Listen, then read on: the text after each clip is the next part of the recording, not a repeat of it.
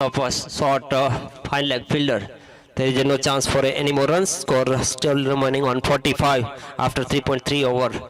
Once again, umpire balls to Ajay Ahir. Ajay once again trying to play it towards the leg side, but umpire says it was a wide.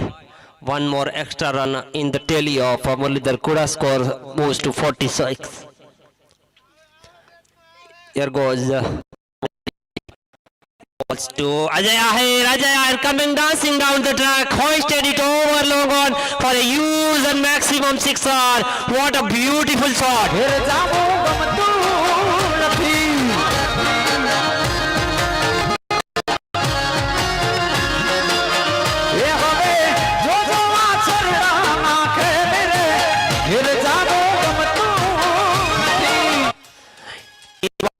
Pitching into his slot, and he's been smashes out of the park. What a beautiful shot. Once again coming dancing down the second over, extra cover. It was a big shot, but he's made it so easy.